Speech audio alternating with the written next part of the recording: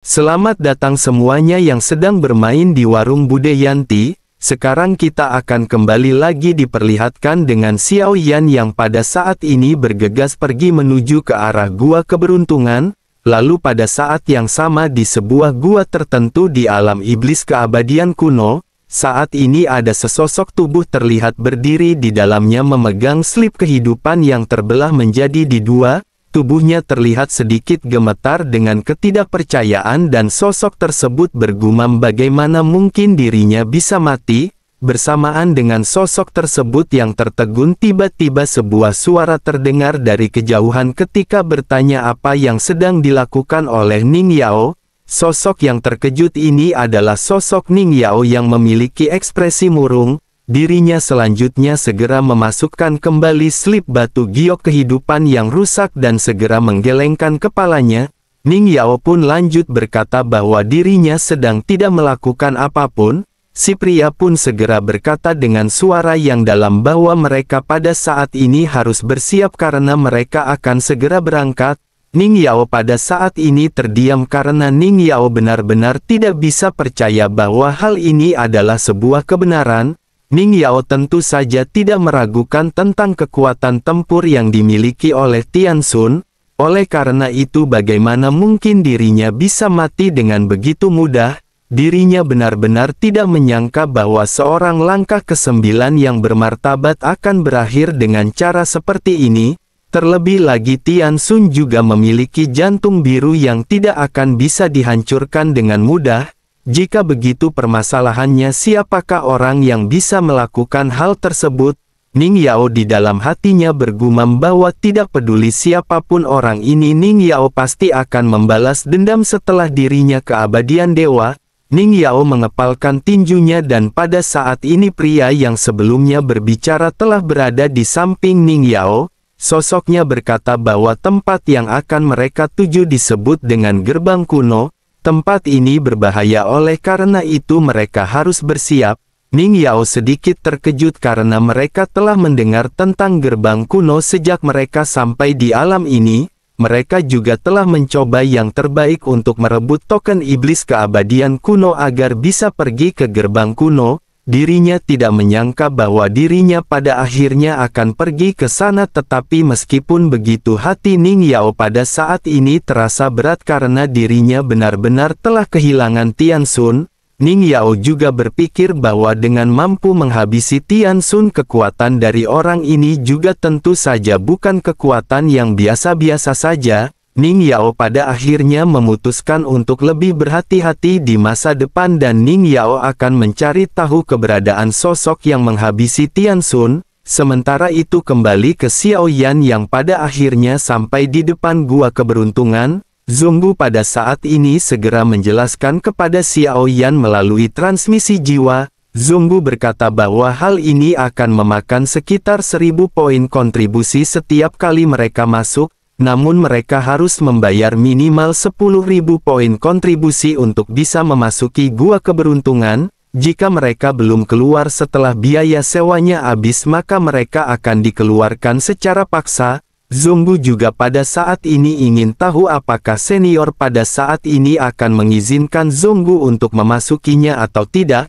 Zonggu juga sesungguhnya menginginkan satu pil keberuntungan Qi. Selain itu Zonggu juga ingin memberitahu bahwa akan sangat mudah untuk menimbulkan kecurigaan jika budak dewa masuk sendirian.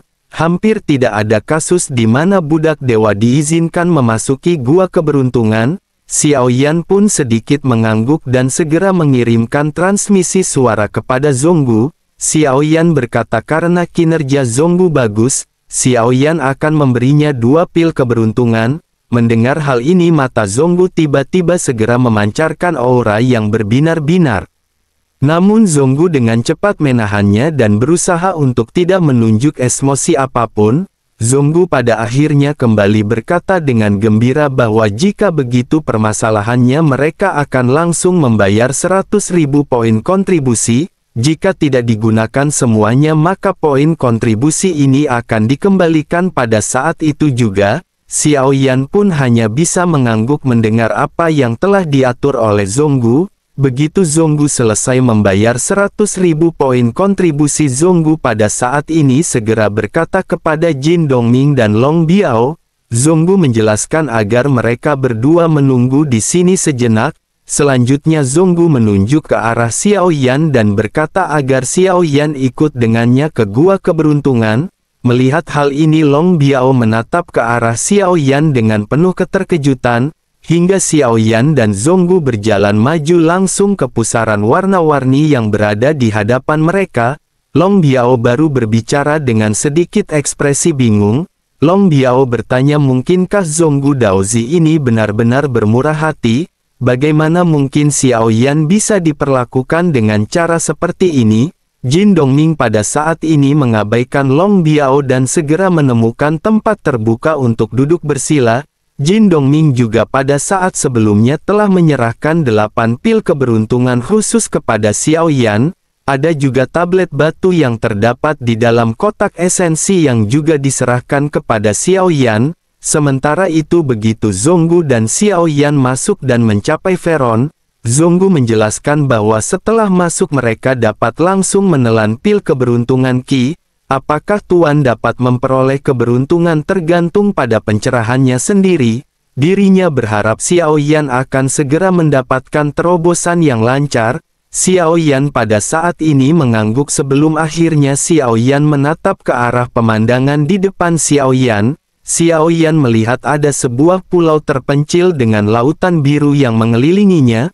Lautan ini juga tampak tidak terbatas. Xiao Yan pada saat ini segera mengikuti apa yang baru saja dikatakan oleh Zonggu. Xiao Yan mengeluarkan pil keberuntungan dan melemparkannya ke dalam mulutnya. Perasaan hangat langsung menyebar dan perasaan nyaman ini membuat Xiao Yan tidak bisa menahan diri untuk tidak memejamkan mata.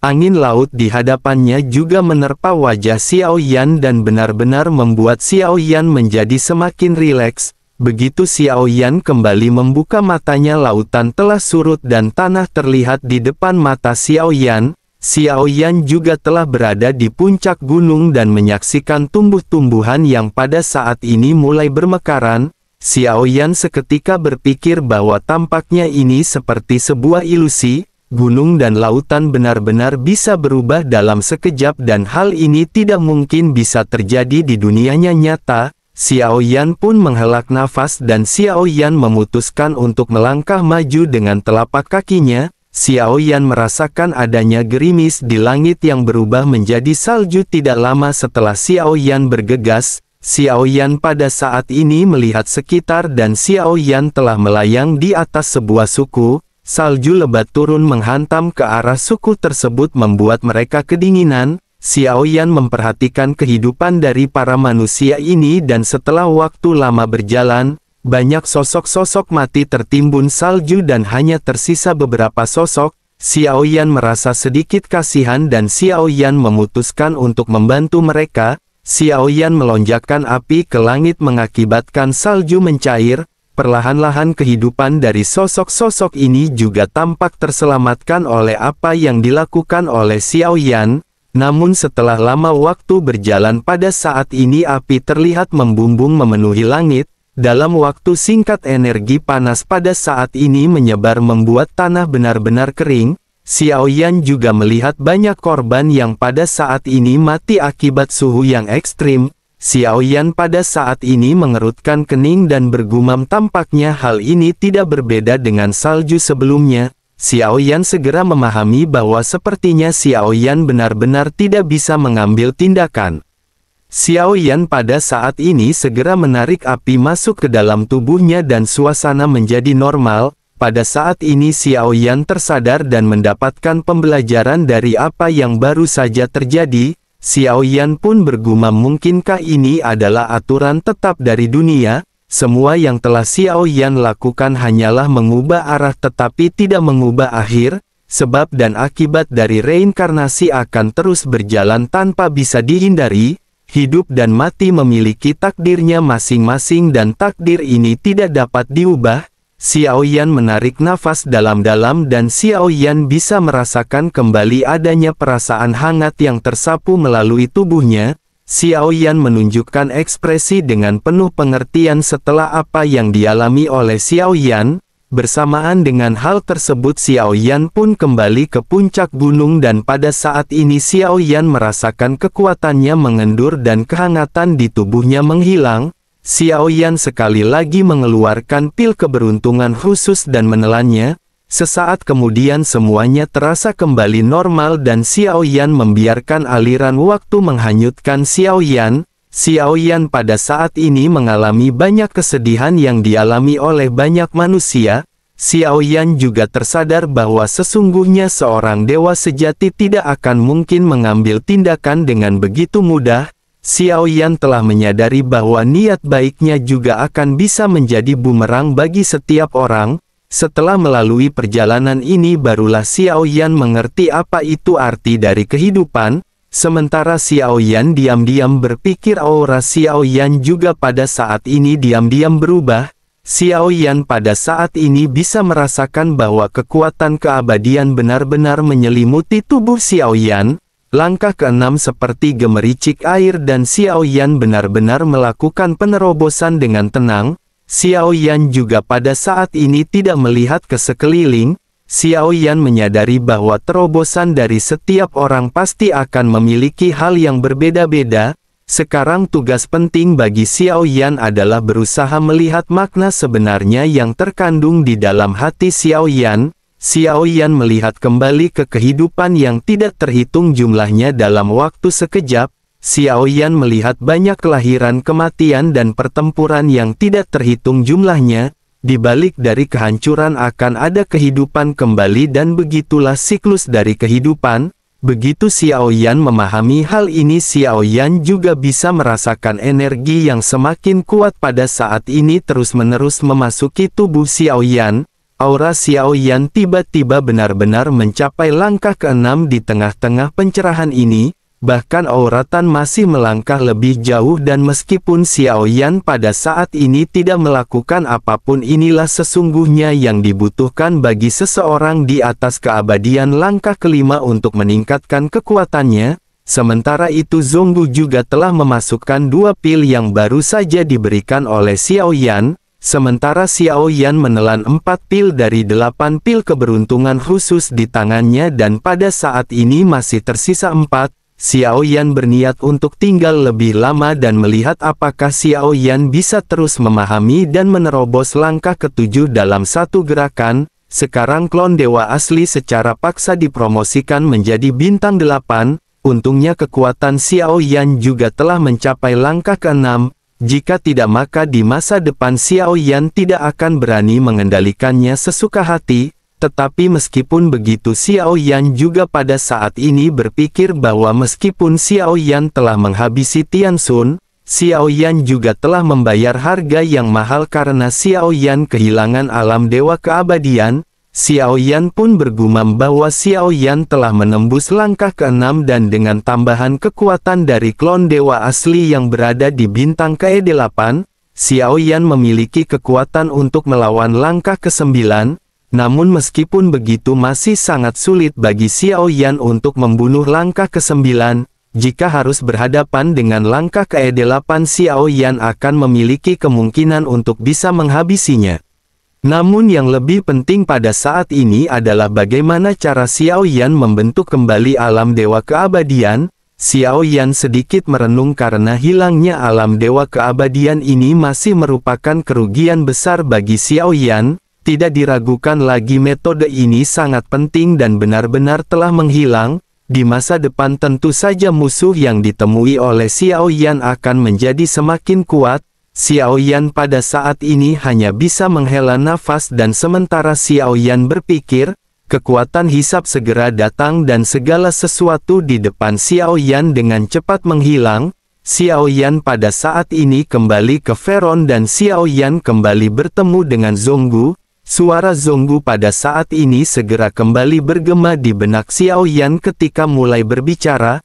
Zonggu berkata bahwa senior telah lama berada di dalam dan 100.000 poin kontribusi telah habis. Xiao Yan pun terdiam dan Xiao Yan tidak menganggap hal ini merupakan hal yang aneh. bagaimanapun waktu yang telah dilalui oleh Xiao Yan juga tidak dapat diukur dan masuk akal jika Xiao Yan telah kehabisan poin kontribusi. Sementara itu pada saat ini Zonggu kembali menjelaskan kepada Xiao Yan bahwa Tuan Yu Yan telah memberitahu mereka untuk berkumpul. Xiao Yan terdiam tetapi Xiao Yan pada saat ini tampak terlihat sedikit bingung. Zonggu pada saat ini juga menjelaskan bahwa hal ini pasti terkait dengan token iblis keabadian kuno. Zonggu berpikir bahwa tampaknya sudah waktunya bagi mereka untuk pergi ke gerbang kuno bersama-sama. Menanggapi hal tersebut Zonggu pada saat ini tampak terlihat khawatir dan berkata bahwa jika mereka pergi kali ini resikonya akan sangat tinggi tetapi tidak ada jalan keluar bagi mereka. Xiao Yan sedikit mengangguk dan berkata karena semuanya telah sampai pada titik ini Xiao Yan tidak lagi takut. Sebaiknya mereka pada saat ini bergegas pergi dan lebih baik bagi mereka untuk lebih berhati-hati. Dengan persetujuan Xiao Yan pada akhirnya Zonggu pada saat ini segera membawa Xiao Yan dan yang lainnya bergegas. Sementara itu di pintu masuk alam iblis keabadian kuno terlihat adanya kompas besar. Ada 7 hingga 8 sosok yang berdiri dan Yu Yan tampak juga berada di sana. Pria berdiri di samping Yu Yan segera bertanya dengan suara yang dalam apakah ada orang lain yang belum datang. Seorang bernama Lu Ya pada saat ini segera menangkupkan tangannya dan berkata bahwa dirinya akan melaporkan semuanya kepada Tuan Wen Qiang. Dirinya ingin memberitahu bahwa Wei Fang dan Zonggu pada saat ini belum datang.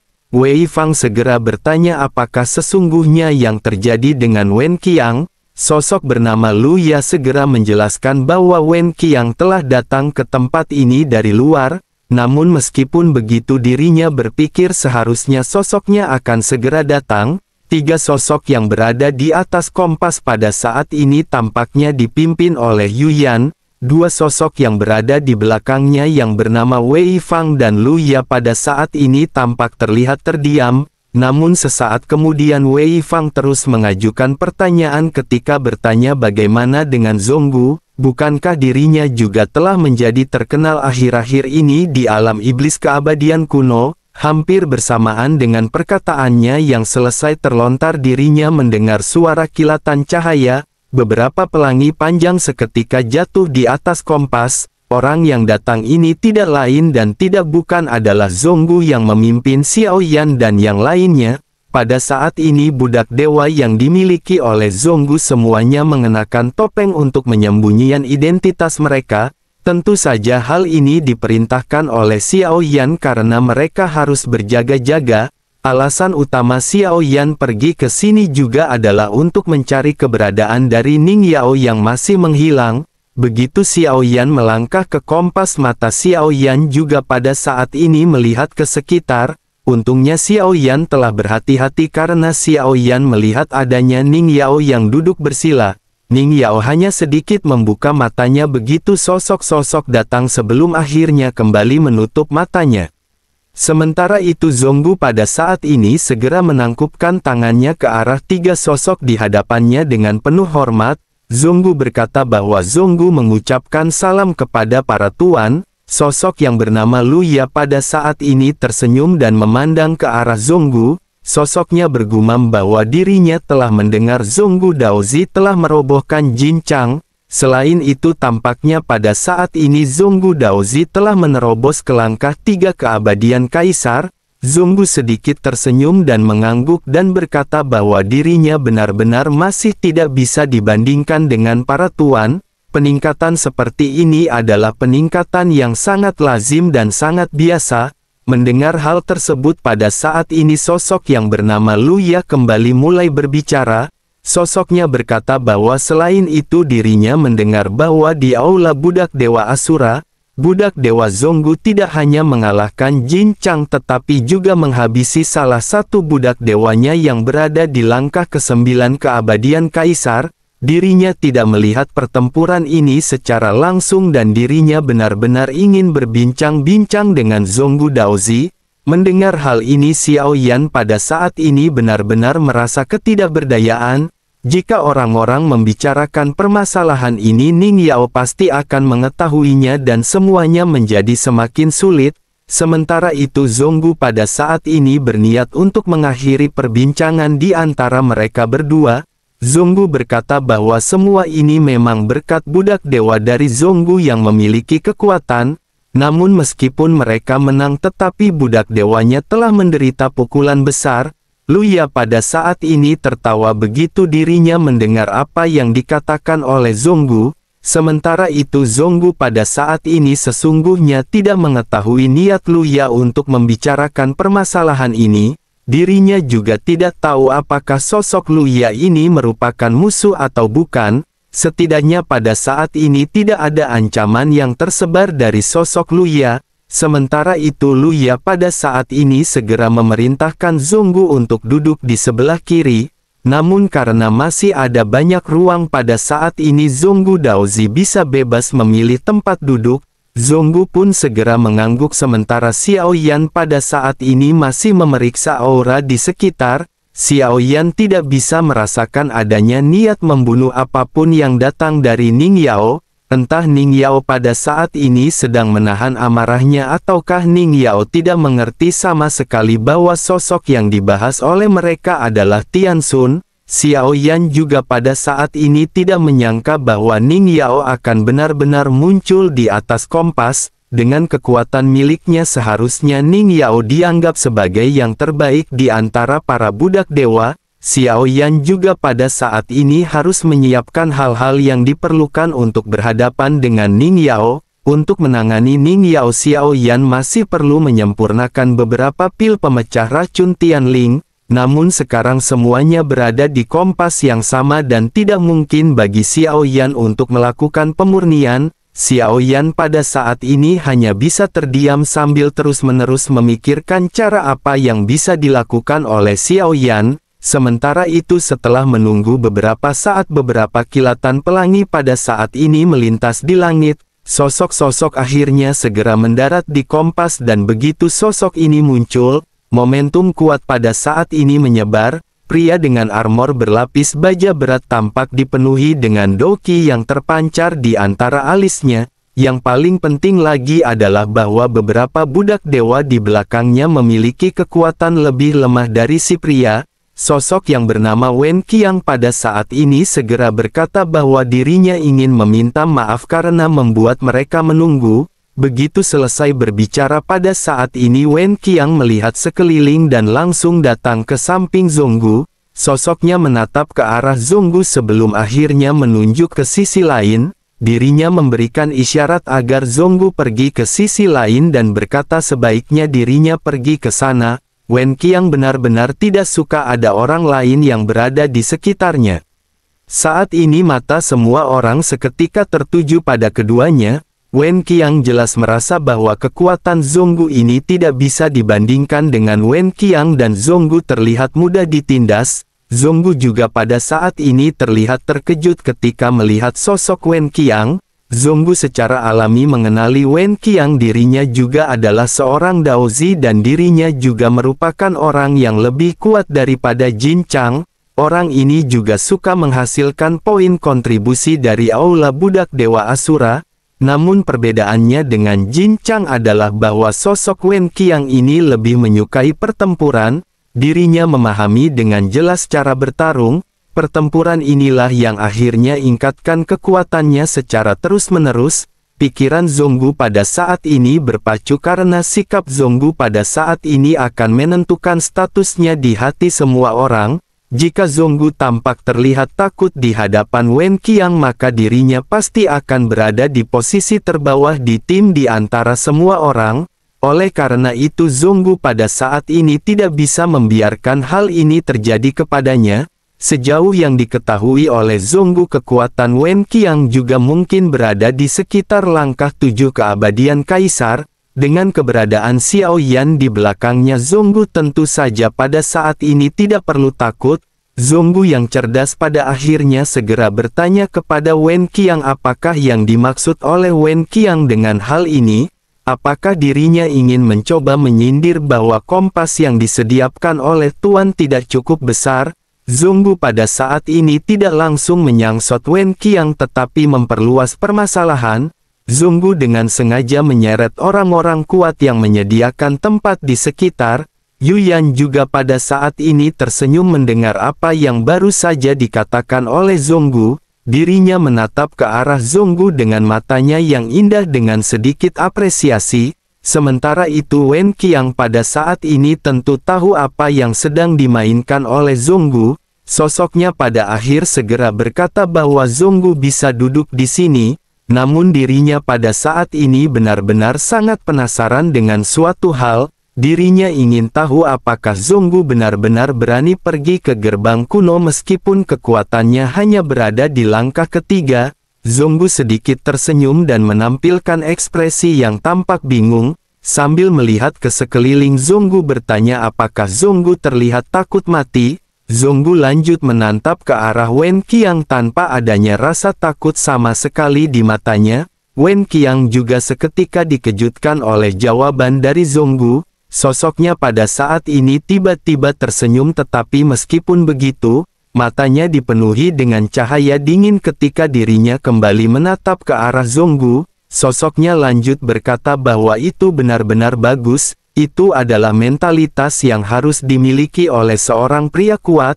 Selain itu meskipun Wen Qiang tidak tahu siapakah nama Zonggu tetapi dirinya mengingat raut wajahnya. Mendengar perkataan yang berisi ancaman Zonggu pada saat ini sedikit tersenyum. Setelah selesai berbicara Wen Qiang pada saat ini seketika memutuskan untuk duduk di samping. Zonggu juga pada saat ini memutuskan untuk duduk dan bersama dengan hal tersebut salah seorang di samping Wen Qiang pada saat ini segera memberikan informasi yang terkait dengan Zonggu. Sosoknya menjelaskan bahwa Zonggu belum pernah bertindak sekuat dan seperti ini sebelumnya. Dirinya juga telah berhasil mengalahkan Jin Chang di pertempuran budak dewa Asura. Mengandalkan budak dewa yang baru saja diperoleh oleh Jin Chang yang bernama Tian Xun. Dengan kekuatan langkah ke-9 miliknya dirinya benar-benar tidak bisa mengalahkan budak dewa milik Zonggu. Mendengar hal tersebut Wen Qiang pada saat ini segera menoleh menatap ke arah budak dewa di belakang Zonggu. Sosoknya bergumam bahwa aura dari 3 budak dewa di belakang Zonggu hanyalah langkah ke-6. Apakah dirinya baru saja mengatakan bahwa salah satu di antara mereka telah menghabisi langkah ke-9 keabadian Kaisar? Sosok yang menjelaskan itu pun seketika mengangguk dan bersamaan dengan hal ini, suara Yuyan sang pemimpin pada akhirnya segera terdengar di telinga semua orang. Yuyan berkata karena semua orang telah berkumpul maka mereka akan segera berangkat menuju ke gerbang kuno. Mata semua orang terfokus pada Yuyan dan semuanya seketika mengangguk. Sementara itu jari ramping Yuyan pada saat ini segera mengacung dan segel pada kompas tiba-tiba muncul. Selanjutnya cahaya hijau melonjak dan kompas membawa semua orang melesat menuju ke kehampaan. Pada saat yang sama Xiao Yan yang sedang duduk bersila dengan mata tertutup memiliki gambaran di benaknya. Beberapa gambar ini tentang klon Zuchi. Meskipun tidak jelas apa yang dialami oleh klon Zuchi tetapi Xiao Yan bisa mengetahui kondisi dari Zuchi. Kecerdasan spiritualnya baru saja terbentuk dan aura pembunuhan pada saat ini melonjak dari tubuh Zuchi. Kebencian di tubuhnya juga sangat berat dan sepertinya Zuchi pada saat ini mengalami hal yang berat. Namun Xiao Yan pada saat ini segera mengampingkan permasalahan ini terlebih dahulu. Xiao Yan pada saat ini merenung dan coba mendapatkan informasi tentang Sensi. Xiao Yan pada saat ini memutuskan untuk mencari bintik-bintik informasi melalui Kui Jun.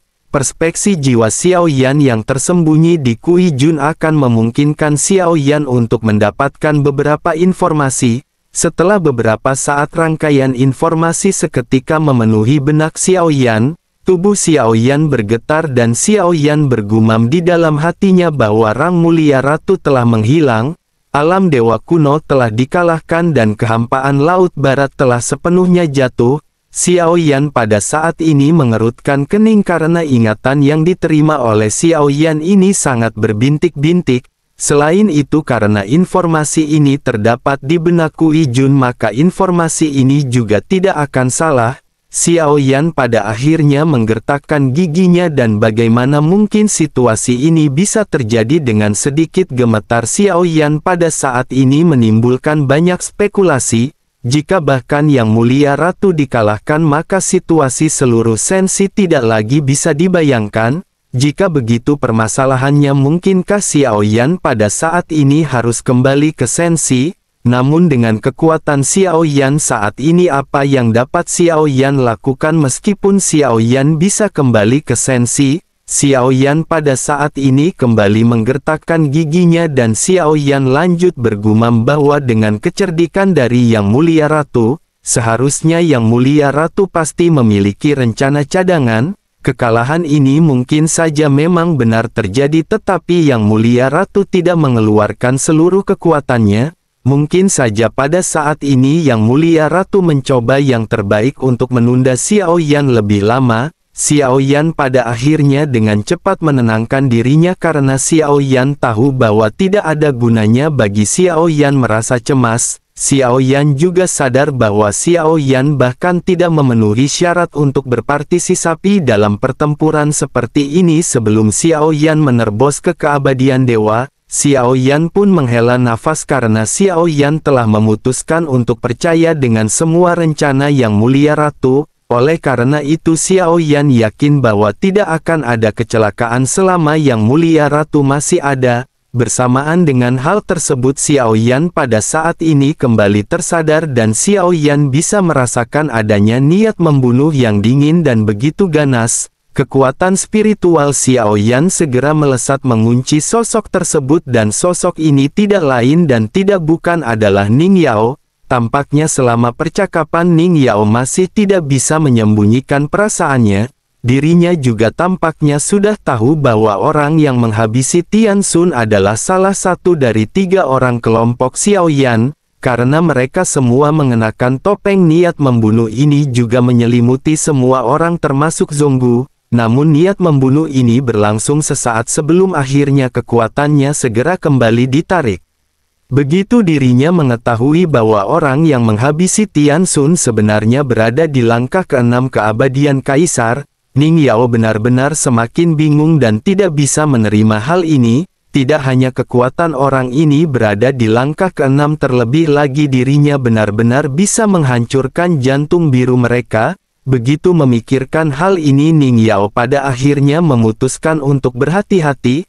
Ning Yao pun perlahan-lahan menjadi tenang dan tidak lagi memancarkan aura apapun sambil memejamkan matanya.